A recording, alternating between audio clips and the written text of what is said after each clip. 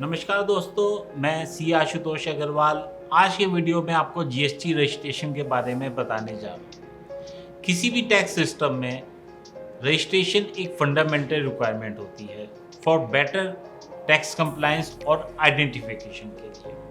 जैसा कि आप सबको मालूम ही है, जीएसटी एक इनडायरेक्ट टैक्स है और ये इम्प्लीमेंट हुआ था, एग्जिस्टेंस में आया था 1 जुलाई 2017 से। इसका मेन ऑब्जेक्टिव था जीएसटी का कि जो इनडायरेक्ट टैक्सेस हैं उसको थोड़ा सिंपल बनाने का और ज़्यादा इफेक्टिव बनाने का और यूनिफॉर्म बनाने का पूरे अक्रॉस द इंडिया, ताकि सारे प्रोविजन, सारे laws related to GST similar हो दिल्ली के अंदर भी और मोर और लेस तमिलनाडु में भी। तो ये पर्पस था जीएसटी लाने का, सर्विस टैक्स का, सेंट्रल एक्साइज टैक्स का और बहुत सारे स्टेट टैक्सेस का, जैसे कि VAT, octroi, entertainment tax etcetera. तो इसको पूरी तरीके से एक यूनिफॉर्म बनाया गया है ताकि सभी के लिए एक यूनिफॉर्मली एप्लीकेबल। अब बात करते हैं कि हमें जीएसटी रजिस्ट्रेशन क्यों करवाना चाहिए। मान लीजिए आप सेक्शन 24 में फॉल नहीं होते हैं, आपकी टर्नओवर की लिमिट 20 लाख या 40 लाख से ऊपर नहीं जाती है, तो भी हमें जीएसटी रजिस्ट्रेशन क्यों करवाना चाहिए। तो इसका सबसे पहला बेनिफिट ये होता है कि आपकी जो क्रेडिबिलिटी है वो इम्प्रूव होती है। उसके अलावा आपके जो अकाउंट्स होते हैं या आपके जो रिकॉर्ड कीपिंग होती है, पार्टिकुलरली इनपुट टैक्स के बारे में या आउटपुट टैक्स के बारे में, वो काफ़ी एक्यूरेट हो जाती है।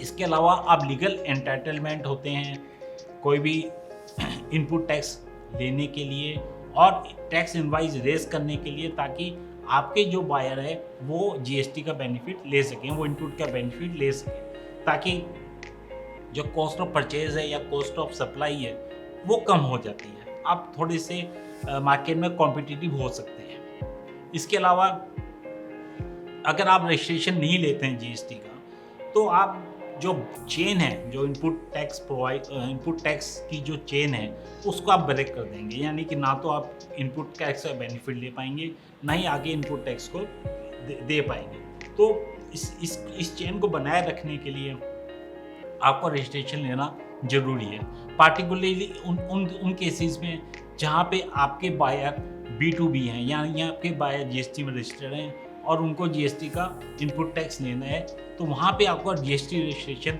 कंपलसरी हो जाता है, भले ही आप सेक्शन 22 में ना फॉल करें या सेक्शन 24 में ना फॉल करें। इसके अलावा अब हम बात करते हैं कि हम जीएसटी रजिस्ट्रेशन किस तरीके से करवा सकते हैं। तो जीएसटी रजिस्ट्रेशन करवाने के लिए हमें जीएसटी के पोर्टल में जाना पड़ेगा, हमें लॉगिन करना पड़ेगा gst.gov.in। जब वहाँ पे हम चले जाएंगे तो वहाँ पे हमारे सामने एक टैब होगा सर्विसेज के नाम से, उसको हम जब ओपन करेंगे तो वहाँ पे रजिस्ट्रेशन आता है। रजिस्ट्रेशन इसमें दो आपके पास ऑप्शंस होती हैं, न्यू रजिस्ट्रेशन या TRN। तो न्यू रजिस्ट्रेशन पे आप जब क्लिक करेंगे, आपकी जो भी बेसिक इंफॉर्मेशन है, जैसे कि PAN number, legal name as per PAN होता है। उसके अलावा आप कोई ट्रेड नेम रखना चाहते हैं जो आप अपने लीगल नेम से डिफरेंट रखना चाहते हैं, वो आपको मेंशन करना पड़ेगा। जो फ़ोन नंबर है, मोबाइल नंबर देना होगा। उसके अलावा ईमेल आईडी देनी होगी उस बंदे की, उस पर्सन की जो कि आपके अथोराइज्ड हो जीएसटी के काम करने के लिए। जब ये आप सब बेसिक इंफॉर्मेशन कर देंगे तो आप जब उसको आप जब उसको सबमिट करेंगे तो आपको एक TRN नंबर आपको जनरेट होके मिलेगा। ये TRN number temporary reference number है जो आपको जीएसटी रजिस्ट्रेशन के फॉर्म फाइल करने के लिए इम्पोर्टेंट है। जब आपने TRN नंबर ले लिया, इसके बाद आप जाएंगे साइट पे, जो जीएसटी पोर्टल्स पे जाएंगे, उस पर क्लिक करेंगे, फिर आपके पास दो ऑप्शंस आएंगी, न्यू रजिस्ट्रेशन और TRN पे आप अपना TRN नंबर डालेंगे, प्लस में एक आपके पास OTP आएगा। OTP उस ईमेल आईडी पे आएगा जो आपने पहली बार आपने मेंशन किया था, आपने सबमिट किया था। जब OTP आएगा उसके बाद आप अपना फॉर्म भर सकते हैं, उसमें कहीं कोई प्रॉब्लम नहीं है, बहुत इजी फॉर्म है भरना। इसमें आपको कुछ पेपर्स का ध्यान रखना पड़ेगा। पहला पेपर है आपका कि आपका जो भी एड्रेस है, जिस एड्रेस पे आप जीएसटी रजिस्ट्रेशन लेना चाह रहे हैं, उसका आपके पास प्रूफ ऑफ एड्रेस होना ज़रूरी है। अगर वो आप ही का मान लीजिए प्लेस है, आप ही का सब कुछ है, तो वहाँ पे आपके नाम का कोई भी बिजली का बिल होगा या कोई भी यूटिलिटी बिल होगा, उसकी कॉपी आपको चाहिए होगी। अगर आपने रेंट पे लिया ये प्रीमिसेस, तो जो भी आपके लैंडलॉर्ड हैं या जिनका भी वो प्रीमिसेस है, उनसे आपको नॉन ऑब्जेक्शन सर्टिफिकेट लेना पड़ेगा, प्लस में उनके नाम का इलेक्ट्रिसिटी बिल भी आपको लेना पड़ेगा या कोई यूटिलिटी बिल आपको लेना पड़ेगा। ये सबसे इम्पोर्टेंट डॉक्यूमेंट है, क्योंकि कई दफ़ा हम गलत डॉक्यूमेंट सबमिट कर देते हैं और हमारा जो जीएसटी रजिस्ट्रेशन एप्लीकेशन है वो रिजेक्ट हो जाती है। तो ये आपको स्पेशल ध्यान रखना चाहिए।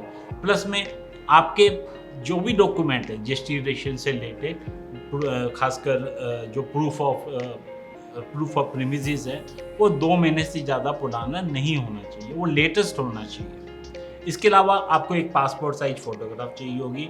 पासपोर्ट साइज फ़ोटोग्राफ आपको ऑथराइज सिग्नेचरी की और अगर और प्लस में डायरेक्टर्स की या पार्टनर्स की या प्रोप्राइटर की, इन सब की आपको एक पासपोर्ट साइज फ़ोटोग्राफ चाहिए होगी। उसके अलावा पैन कार्ड की कॉपी चाहिए आपको, जो कि जरूरत पड़ सकती है। ये सब डॉक्यूमेंट आपके पास आ जाएंगे। इसके बाद अगर मान लीजिए आप प्रोप्राइटर हैं और आप भी ऑथराइज सिग्नेटरी बनना चाहते हैं, उस केस में आपको कोई भी लेटर ऑफ ऑथराइजेशन की आवश्यकता नहीं होती है। लेकिन अगर आप पार्टनरशिप फर्म हैं या कंपनी है, तो आपको वहाँ पे बोर्ड जुडिशन की कॉपी प्लस में लेटर ऑफ ऑथराइजेशन होना बहुत ज़रूरी है। अदरवाइज़ वो उसके बिना आपकी एप्लीकेशन रिजेक्ट हो जाएगी। जब सारे पेपर्स आपके पास आ जाएंगे, जो भी है एनओसी की कॉपी है, यूटिलिटी बिल है, लीज एंड एग्रीमेंट है अगर आपका प्रीमिसेस रेंट पे है, या कोई भी आपके पास प्रूफ ऑफ ओनरशिप अगर प्रीमिसेस आपका है, वहाँ का इलेक्ट्रिसिटी बिल और एनओसी फ्रॉम दी ओनर, ये जब सब पेपर्स आपके पास अरेंज हो जाएंगे, आप उसको फाइल कर सकते हैं और आपकी एप्लीकेशन ईजिली सबमिट हो जाएगी। और विदिन 7 डेज आपको अपनी एप्लीकेशन का रिजल्ट या तो पॉजिटिव आएगा या नेगेटिव आएगा। नेगेटिव आएगा तो फिर आपको दोबारा से जो भी पेपर्स उन्होंने मांगे वो पेपर्स आपको सबमिट करने पड़ेंगे। तो इस तरीके से आप रजिस्ट्रेशन की प्रोसेस को कंप्लीट कर सकते हैं, जीएसटी पोर्टल जाके कर सकते हैं, जो बहुत ही इजी वे है। सरकार ने इसको बहुत ही इजी वे में सिस्टम बनाया है जीएसटी रजिस्ट्रेशन के लिए, जो कि आप आसानी से कर सकते हैं। अगर आपको इस टॉपिक से संबंधित कोई भी क्वेरीज है या कोई भी आपको क्लैरिफिकेशन चाहिए, तो आप नीचे लिखे मेल आईडीज़ पे अपनी क्वेरीज को भेज सकते हैं। हम कोशिश करेंगे कि आपकी क्वेरीज को जल्द से जल्द उसका रिवर्ट किया जाए और आपकी क्वेरीज को सॉर्ट आउट किया जाए। धन्यवाद।